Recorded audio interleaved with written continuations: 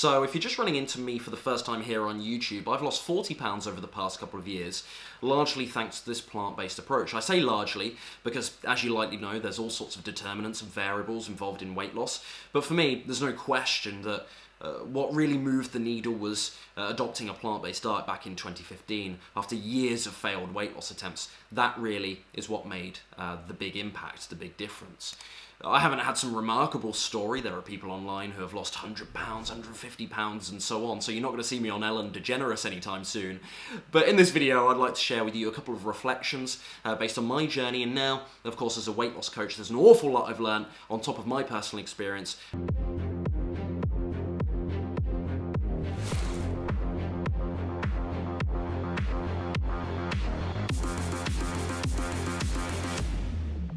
So interestingly, the first thing I'd like to cover here doesn't necessarily sound, initially at least, nutrition related, but I assure you it most certainly is. I think for me, a huge thing was realizing the power of the mind. The mind really is a vehicle through which we can execute on those good nutrition tactics, on good exercise programming, and so on. So if the mind isn't right, it's only a matter of time before something's going to go wrong in terms of the actual makeup of your nutrition, in terms of your exercise program. Something is actually going to go wrong there if the mind isn't right. Let's think of it like the nucleus, which it very much is anyway, but let's treat it like the nucleus, the control center of everything we're doing, of the tasks, of the actions that we want to implement into our daily routine in order to actually lose some weight here on a plant-based diet. Well, if something is amiss up here, it's only a matter of time before it starts misfiring, before something goes wrong. So yeah, you can be nutrition savvy, I suppose is my point here. You can be pretty dedicated to your exercise program. You can have a really strong exercise routine. But if something isn't right up here, whether it be a limiting belief, whether it be a question of patience, whether you don't feel deserving of weight loss success, perhaps you have all these stories and narratives from the past that are likely holding you back. Maybe you have a really poor relationship with your body image or the scales. Well, if one of these things is affecting you, or several of these things rather, more realistically, is affecting you too much, it doesn't really matter how good on paper your nutrition plan is. So I can give you some great plant-based tips right now, but if we're not also focusing our attention on mastering these mental and emotional obstacles, it's only a matter of time before we're going to fail. So I think for me, big realization after years of failed weight loss attempts, even though I didn't have the nutrition strategy down, I learned an awful lot about how my mind was working, about my limiting beliefs. And I think that really helped. A huge thing for me, and I've talked about this before, was especially in my student days, I was a big boredom eater. If I didn't have a great deal to do and I was free to very much manage my schedule as a student, I only had to be in class maybe, certainly my third year as I recall, because that's the most fresh in my mind, perhaps 5 or 6 hours a week, would you believe, in class. Now, of course, that doesn't mean that's the only study time you have. Of course, there's self-study and whatnot, but you're free to organise it. And frankly, large portions of time, I was a big slacker back then. So for me, boredom eating was a real problem. I've spoken to you guys before about my Ben & Jerry's and Domino's pizza evenings. I'd have a whole medium to large meat feast, or whatever it was called, meat supreme, I can't recall, Domino's pizza. And then I'd smash down, believe it or not, a whole tub in many cases, not every day, but a whole tub of Ben & Jerry's, and I just had these little binge fests for a number of reasons, but yeah, largely boredom eating. So I think for me anyway, getting control of that, getting control of my other mental vulnerabilities, let's say, was a game changer. Another big tip in a similar vein was, and here's a nice saying, I started to finally, after years of doing this, look at the horizon and not look at my feet. What I mean by that is so many weight loss hopefuls are playing the short-term game. They're looking down at their feet and they're thinking, okay, how much weight can I lose in this next week? How much weight can I lose in this next month? Rather than thinking 6 months or a year ahead, rather than looking out at the horizon and seeing their ideal self in a year's time. There's a saying that seems to have become cliche on my channel now. It's very easy to overestimate how much weight you can lose in a month, but underestimate how much weight you can lose in a year. That's very much a symptom of this short-termist mindset when it comes to weight loss. So for me, there came a point where I was so frustrated by playing short-term games. I just had enough of it. It wasn't getting me anywhere. Okay, that's not strictly true. There are times where I would lose 5-6 pounds here and there, but for a number of reasons, it wasn't manageable. I couldn't adhere to it. I was eating vast amounts of meat and dairy as well back then. I had a typical kind of gym dude approach where carbohydrates were heavily limited at many times, so I wasn't truly satisfied and satiated.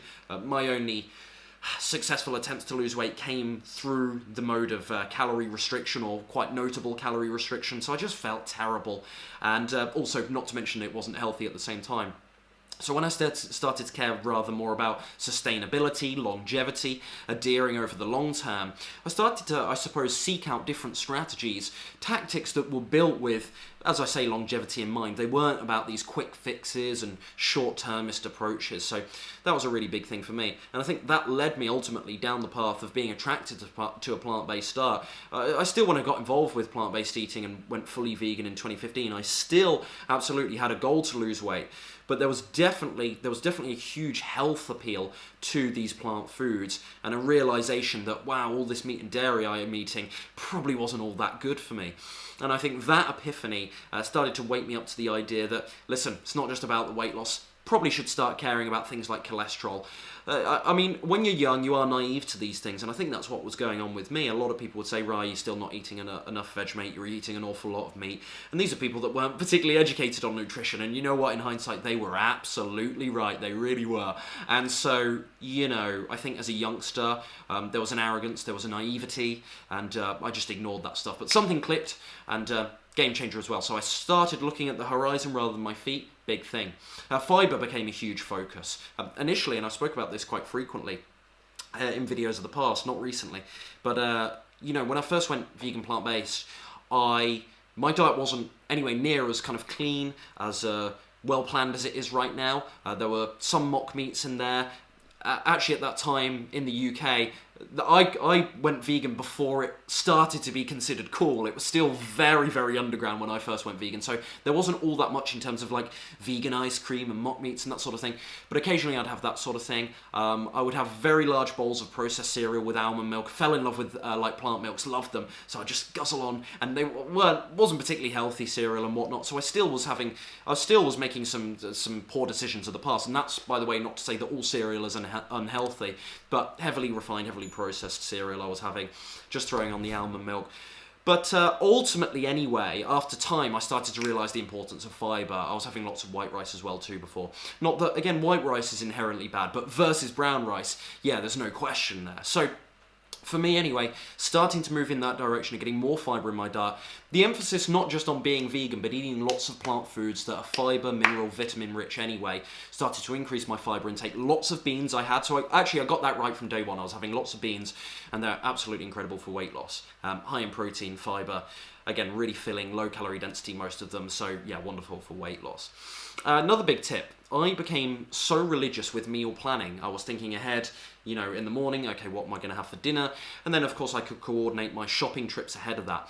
And what this did for me, it allowed me to say no to temptation a lot more easily, because I knew at home I'd have this food or I had this, and it was very rare that I was going out of stock with things. In fact, I think quite crucially to me, at the time I went vegan plant-based, I literally lived, I think, about 2 minutes walk, if that, from Sainsbury's supermarket. So it couldn't be more ideal for me in terms, I mean, a lot of people, actually, by living too close to a supermarket, they'd see that's too much temptation. But in terms of always making sure that I had my fridge, my pantry, my freezer stocked with lots of tasty, healthy plant foods, I couldn't go wrong. It's very rare that I'd have limited food in my cupboard and therefore resort to a takeaway or going to get something that wasn't that optimal.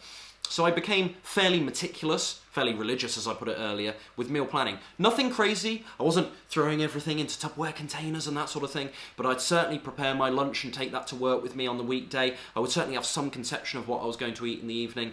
And that set up that structure and framework for me to stay the course. So it wasn't like I would get ravenously hungry at 5 p.m, have no conception or no idea of what I was going to have in the evening, and then perhaps make a poor food choice as a result, which sadly is what a lot of people do. So my suggestion to you, again, you don't need to be OCD with it by any stretch of the imagination, but have some concept of what you're going to eat ahead of time. Start with shopping lists and that sort of thing. In time, this is going to become habitual, second nature, but certainly as a beginner, wise to have shopping lists, wise wise to know what you're going to eat when you wake up in the morning for breakfast, lunch and dinner. So you set that structure, so you've got something to be accountable to. So by the time 2 p.m. rolls around, you've actually had lunch already. You're not looking at the vending machine thinking, you're not having the donuts that somebody bought into work that day.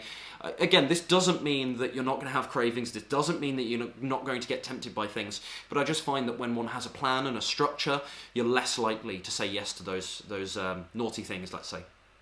A big thing for me as well, and it is for many of my clients, don't eat out much. There are times where, I think I've spoken about this on the channel too, where I didn't eat out. I think early 2016, I didn't eat out, believe it or not, for 3 months. Every meal I made was home cooked for 3 months. 3 months, excuse me. That was obsessive. The reason I did that was actually to fix my acne, but thinking back as well, my weight loss results in that period, that was after my initial 25-pound loss, but they were particularly good in that period. And so, yeah, that was great as well. So not eating out. Now, you can still get relatively decent, like vegan, plant-based options when you're out and about, but tendency is they're going to be cooked in a little bit of oil. There's going to be a few processed things thrown in. It's likely that you won't make the smartest of decisions there anyway. I'm in the stage now where I can go to a restaurant, I can have a lovely salad, that's fine. I don't always do that, but I can do that. Some great salad options out there in many of the restaurants I frequent in Cambridge here, so that's great. But many people, especially if they're fairly new to eating healthily or fairly conscious about their weight and whatnot, it's very likely that they're going to go out, and even if they keep it vegan or plant-based, they're probably going to have a burger. It's very unlikely that they're going to have some big hearty salad. So thinking quite realistically, it's better to just limit the amount of times you're eating out. I think overall over the past couple of years, it's really hard to put a number on how many times I eat out a week, and it has actually increased as I've kind of reached my weight loss goal, because I can throw a little more caution to the wind, and I'm happy to do that actually. But it's still not crazy. But it's probably monthly, especially when I was losing weight. Apart from that 3-month hiatus where I didn't eat out whatsoever, I probably was only eating out monthly, and I think that's a game changer. I think weekly is not too much of an issue either, as long as that meal out doesn't turn into like a crazy cheat day or anything like that. But certainly limiting it as a rule of thumb, probably a smart move. One of the big things I did, and one of the things I often recommend in terms of plateau troubleshooting and whatnot on a plant-based diet, lower fat intake. Lots of healthy plant fat sources, avocados, nuts, seeds, tofu, tempeh have a little bit of fat too. These are wonderful for us. The healthy fat's wonderful for us, the fatty acids, all sorts of the nutrients and vitamins that come with those fat-rich foods too. Really, really great. Really, really important. Important to have some semblance of balance in your plant-based diet too, so you can make sure you're getting all those nutrients in that you need to thrive and survive. Having said that, they can indeed really slow you down when it comes to weight loss. Two main reasons why. The way fat is processed in the body differs greatly from carbohydrates. Carbohydrates tend to be much more slimming on the whole. Excess carbohydrates get used for metabolic processes, or large amounts of them at least get used for metabolic processes. That's not the same with fats. Scientific lingo aside, carbohydrates, a lot more slimming actually, in terms of how they're used in the body. But also then, because of the calorie density, they tend to be a lot more slimming too. 1 gram of carbohydrates yields 4 calories, a gram of fat actually yields 9, which is over double. So if in your mind's eye you can picture a fat-rich meal of avocados, nuts and seeds, for instance, versus a carb or protein-rich meal, you can actually have the same calories, but the volumes of those two meals will be entirely different. The fat being much smaller, the carbohydrate-rich meal being much larger. Generous portions, eat wealthily without having to worry too much about overeating on a calorie front. That's a rule of thumb, by the way. There are exceptions, of course. So I think keeping my fat intake quite low. Big advocate of the starch solution, as you'll well know at this stage. So when I first went plant-based, when I first went vegan rather, started eating more plant foods in time, and I think, yeah, I did stumble across Dr. McDougall's fine work before any of my other, what should we say, esteemed colleagues. Not that I'm a medical doctor, but you know, the likes of Dr. Neil Bernard, Michael Greger, and so on, the Esselsteins, Caldwell Esselstyn. And so, for me anyway, it was McDougall's teachings first, who I landed on, and McDougall obviously advocates a pretty low-fat approach, and for me that worked wonders. That was crazy for weight loss. I later started to add some more fats in. I realised that I was perhaps underdoing the fat, and that I could still lose weight eating that fat.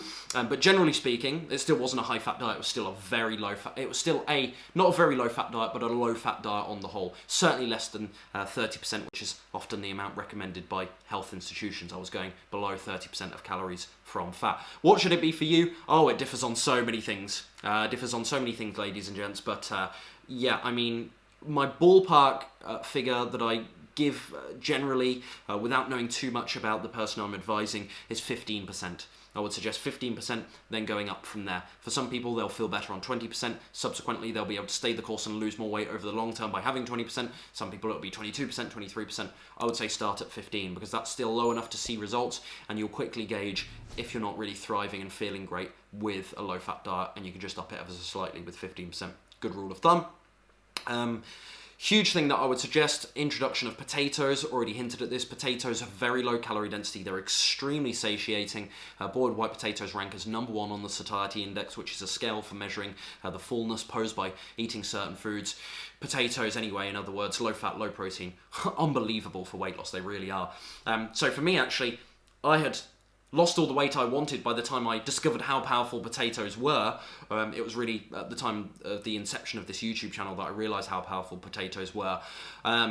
So I hadn't seen the benefits firsthand, but working with a lot of my clients, looking at the nutritional profile of potatoes, really, in terms of the starches, I think they're unparalleled in terms of weight loss. They're amazing. So I would suggest adding in some potatoes if you enjoy them and you're not doing so already. And finally here, and I've kind of alluded to this without saying it, there was a huge whole food focus for me, and that's what I recommend to you as well. So lots of whole foods. Now I still have, and I was having whilst I lost weight, things like bran flakes, things like shredded wheat, whole wheat bread, some whole wheat pasta from time to time. I was having these quote-unquote processed foods while still losing weight, seeing great results, but I never went crazy with them. These foods, not all processed foods are made equal, quite obviously. So many processed foods are to be feared in the sense that they have so many nutrients stripped away from them, the calorie density therefore becomes really high, and they don't come with the vitamins and minerals that perhaps they would if they were eaten in their whole food form. And so, generally speaking, very, very important to be wary of whole foods. And of course, there's often lots of other things lumped in with those processed foods as well. So generally speaking, wise to be, what I'm saying is generally speaking, wise to be very wary of processed foods, but that doesn't mean they're all bad. There are some that are an exception to the rule, and comparatively are certainly can be part of a healthy and weight loss encouraging diet. So bran flakes, shredded wheat, as I say, things like rice noodles and whatnot I had from time to time, but I never went crazy. It was really about the whole foods most of all, sticking to those whole, natural, minimally processed plant foods, filling my diet with those, the whole grains, the legumes, the fruits, the veggies, some nuts and seeds as well, without wishing to take my fat intake too high. Game changer for me. So that is that's what made a huge difference for me. And as you well know, I was having lots of Ben and Jerry's, lots of Pop-Tarts, lots of heavily processed like Crave cereal, Cookie Crisp, if you're familiar with all this stuff. I don't know if they're in North America or Australia and whatnot, but huge here in the UK. And I was having all of these, dumping on my dairy milk. I mean, looking back, it was an absolute disaster. So eliminating those, moving towards the whole foods, game changer for me, made a huge difference. So if you're looking for more help losing weight on a plant-based diet, head over to naturalweightlossmastery.com. I've got a lot more resources there. If you found this video useful, make sure you hit that like button. Subscribe if you're just running into this channel for the first time. And I look forward to seeing you in the next video. All the best.